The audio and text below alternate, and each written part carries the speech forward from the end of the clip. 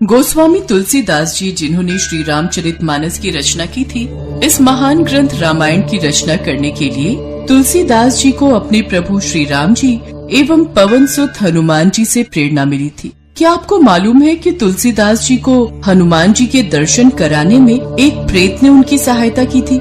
जिस प्रेत ने उनकी सहायता की वह एक पेड़ पर रहता था। यह एक बड़ी रोचक कथा है। शास्त्रों में वर्णित एक अद्भुत कथा के अनुसार गोस्वामी तुलसीदास जी नित्य प्रातः जंगल में शौच को जाते तो रास्ते में एक सूखा पेड़ पड़ता था। उनके लोटे में जो पानी बचता वो उस पेड़ में डाल देते।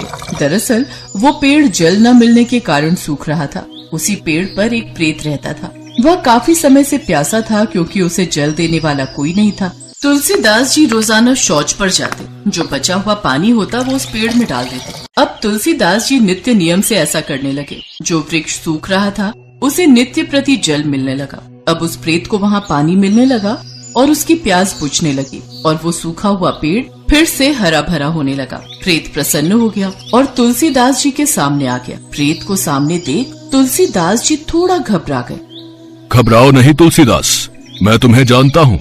मैं एक ब्रह्म राक्षस हूँ। मैं इसी पेड़ पर रहता हूँ। पानी के अभाव में ये पेड़ सूख रहा था।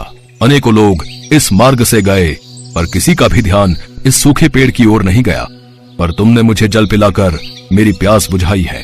तुम्हारी देखभाल से इस पेड़ ने पुनः जीवन पा लिया। हे महात्मा, तुमने मेरा आवास नष्ट होने से बचा लिया। कहो, मैं तुम्हारी कौन सी इच्छा पूर्ण कर सकता हूँ? आपके वचन सुनकर मुझे बहुत अच्छा लगा ब्रह्म राक्षस, पर मैं किसी भी तरह की मोह माया से परे हूँ। पर जैसे मुझे अपने जीवन में जल चाहिए था, वैसे तुम्हें भी तो अपने जीवन में कुछ चाहिए होगा। आपने उचित कहा। आपकी ही भांति मेरी भी एक प्यास है। यदि आप में वास्तव में इतना सामर्थ्य है ब्रह्म राक्षस जी, तो मेरी एक सहायता कीजिए। मेरी वो प्यास बुझा दीजिए, प्रभु श्री राम के दर्शन की प्यास। मुझे उनके दर्शन करवा दीजिए। हे तुलसीदास, श्री राम के दर्शन कराने का सामर्थ्य होता तो मैं ब्रह्म राक्षस की योनि में क्यों भटकता? तो फिर मुझे आपसे कुछ नहीं चाहिए, मुझे आज्ञा दीजिए। इतना कहकर तुलसीदास जी जाने लगे। तभी उस ब्रह्म राक्षस ने उन्हें रोक दिया। रुको, मैं तुम्हें ऐसे नहीं जाने दे सकता। भले ही मुझ में सामर्थ्य नहीं, किंतु किसी में तो होगा। कोई तो होगा जो तुम्हारी इच्छा को पूर्ण कर सकता है, और मैं उन्हें जानता हूँ। इस कलयुग में एकमात्र वही हैं जो तुम्हें तुम्हारे प्रभु श्री राम से मिलवा सकते हैं। वो कोई और नहीं, श्री राम भक्त हनुमान जी हैं। आपके कहने का अर्थ संकट मोचक हनुमान जी? ब्रह्म राक्षस जी, फिर तो आप मुझसे परिहास कर रहे हैं। नहीं नहीं, मैं सत्य कह रहा हूँ। राम भक्त हनुमान जी का जो भी स्मरण करता है, राम भक्त हनुमान उनकी पुकार अवश्य सुनते हैं। ये तो सत्य है ब्रह्म राक्षस जी। जो भी सच्चे हृदय से हनुमान जी को याद करता है, उन्हें हनुमान जी के साथ साथ प्रभु श्री राम के दर्शन अवश्य होते हैं। पर समस्या तो ये है कि मुझे राम भक्त हनुमान आखिर मिलेंगे कहाँ? तुम उन्हें पहचानो या ना पहचानो, वो तो तुम्हें हर दिन मिलते हैं, तुम्हारी राम कथा पाठ में। क्या मेरी राम कथा में? हाँ, वो तुम्हारी ही नहीं बल्कि सबकी राम कथा पाठ में आते हैं। कोई भी राम कथा पाठ बिना उनके पूर्ण नहीं होता। तुमने उन्हें अवश्य देखा होगा। जहाँ राम का नाम है वहाँ भक्त हनुमान जी अवश्य होते हैं। प्रेत की बातें सुनकर तुलसीदास जी सोच में पड़ गए। तभी उन्हें याद आया कि जब भी वह राम कथा कहते हैं तो एक वृद्ध सज्जन पुरुष सबसे पहले ही प्रस्तुत होते हैं और सबसे बाद में ही वहाँ से जाते हैं। उन्हें समझ आ जाता है कि हो न हो अवश्य ही वही पवन पुत्र राम भक्त हनुमान है। तुलसीदास जी की आंखों से अश्रुधारा बहने लगती है। तुलसीदास जी, देर न करो, तुम्हारी राम कथा का समय हो रहा है। हनुमान जी आते ही होंगे, तुम उनसे शीघ्र ही भेंट करो। हाँ हाँ, ये उचित रहेगा। पर जाने से पहले मैं आपका कोटि कोटि धन्यवाद करता हूँ। यदि संसार में इस भक्त का नाम होगा तो इस भक्त के साथ साथ आपका भी नाम होगा। मेरी सहायता के लिए आपको श्रेय अवश्य मिलेगा। और फिर तुलसीदास जी प्रेत से विदा लेकर राम भक्त हनुमान जी की प्रतीक्षा करने लगे। हनुमान जी राम कथा में आए। तुलसीदास जी ने राम कथा का पाठ करना शुरू किया और वृद्ध सज्जन को देखकर बहुत प्रसन्न हुए। उन्होंने सोचा कथा के अंत में जब वह प्रसाद देंगे तो उनसे भेंट करेंगे। पर यह क्या, हनुमान जी तो प्रसाद लेकर तुरंत ही वहाँ से गायब हो गए। तभी तुलसीदास जी ने एक बार फिर से राम नाम का जयकारा लगाया तो उन्हें कुछ दूरी से जय श्री राम की आवाज आई और वह पहचान गए कि हनुमान जी वही थे। उन्होंने हनुमान जी को प्रणाम किया और उनके चरणों में शीश झुकाकर श्री राम दर्शन की प्रार्थना करने लगे। हनुमान जी अपने रूप में आ जाते हैं। हे राम भक्त हनुमान, आपकी सदा ही जय हो। हे प्रभु, मुझे प्रभु श्री राम के दर्शन करवा दीजिए। हे पवन पुत्र हनुमान, आप तो राम भक्त हो, मुझे श्री राम के दर्शन करवा दो, मैं उनके दर्शनों का प्यासा हूँ। हे तुलसीदास, यदि आप भगवान श्री राम के दर्शन पाना चाहते हैं तो आप चित्रकूट जाओ, वहीं आपको प्रभु श्री राम के दर्शन होंगे, क्योंकि आपका जन्म तो एक महत्वपूर्ण कार्य के लिए ही हुआ है, जो आपको वहीं करना है।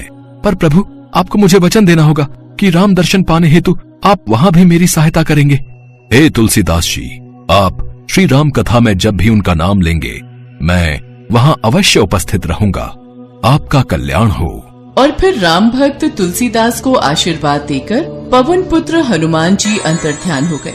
ये पूर्णतया सत्य है कि जो कोई भक्त प्रेम पूर्वक भगवान श्री राम कथा का पाठ करते हैं, भक्त हनुमान राम कथा में अवश्य उपस्थित रहते हैं और उन भक्तों पर अपनी कृपा रखते हैं। राम भक्त हनुमान की कृपा से उन भक्तों के सभी कार्य पूर्ण होते हैं। कहा जाता है कि जहाँ राम भक्त तुलसीदास जी को हनुमान जी ने दर्शन दिए थे, वही भक्त तुलसीदास जी ने संकट मोचन हनुमान जी का एक मंदिर बनवाया, ताकि लोग हनुमान जी की पूजा और आराधना करके उनका आशीर्वाद प्राप्त कर सके। इसके पश्चात तुलसीदास जी चित्रकूट चले गए, जिसके बाद गोस्वामी तुलसीदास जी को श्री राम जी के भी दर्शन हुए। भगवान राम के दर्शन होने के पश्चात उन्हें श्री रामचरितमानस की रचना करने की प्रेरणा प्राप्त हुई। आपको यह जानकर आश्चर्य होगा कि भगवान श्री राम से प्रेरणा पाकर लिखी जाने वाली पुस्तक रामचरितमानस दैवीय प्रभाव दिखाती है। किसी संकट के समय इसका पाठ करने से भगवान राम उससे मुक्ति दिलाते हैं। तभी तो कहते हैं कि भक्तों को सदैव अपने प्रभु पर आस्था और विश्वास रखना चाहिए, तो प्रभु के दर्शन अवश्य होते हैं और वे अपने भक्तों का कल्याण करते हैं।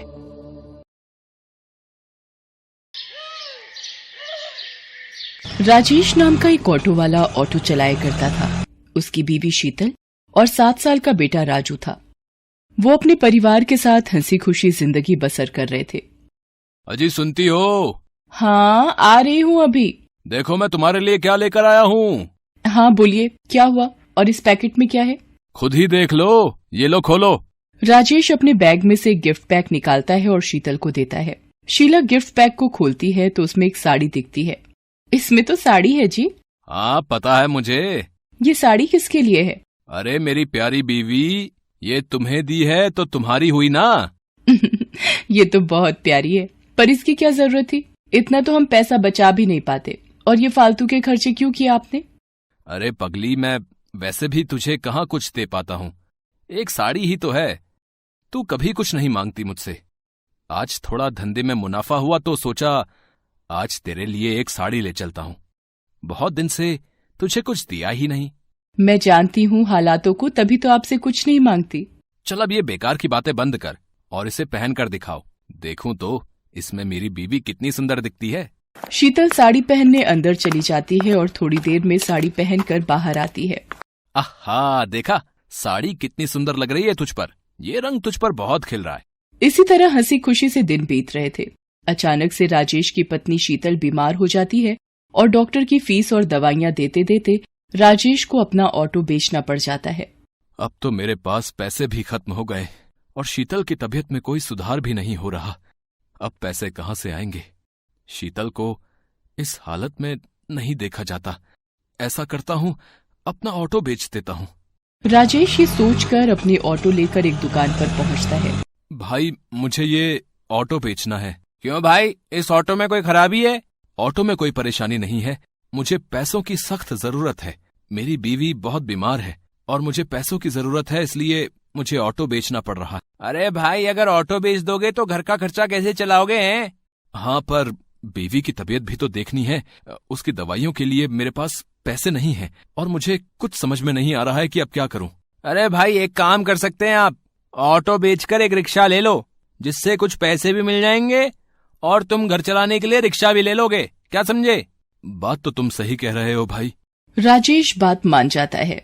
राजेश ऑटो बेचकर एक रिक्शा ले लेता है और दिन रात उस पर मेहनत करता है। वहाँ राजेश की पत्नी की तबीयत अचानक खराब हो जाती है और वो उसे हॉस्पिटल लेकर जाता है। डॉक्टर साहब, मेरी पत्नी को एक बार देख लीजिए, उसकी तबीयत बहुत खराब है। ठीक है, इसे मेरे केबिन में लेकर। राजेश शीतल को डॉक्टर के केबिन में लेकर जाता है। इनकी तबीयत बहुत खराब है। आप ये इंजेक्शन जल्दी से लेकर आइए, वरना मैं कुछ नहीं कर पाऊंगा। राजेश के पास पैसे नहीं थे। थोड़े से पैसे लेकर राजेश दवाई की दुकान पर जाता है और इंजेक्शन लेने के लिए पैसे देता है। इनमें 10 रुपए कम है। भाई मुझे इंजेक्शन दे दो, मेरी बीवी की तबीयत बहुत खराब है। पहले 10 रुपए लेकर आओ। प्लीज मुझे ये इंजेक्शन दे दो, नहीं तो मेरी बीवी मर जाएगी। भाई मेरे पास यही पैसे हैं और मुझे इंजेक्शन की बहुत जरूरत है। राजेश उसी दुकान के सामने रोने लग जाता है।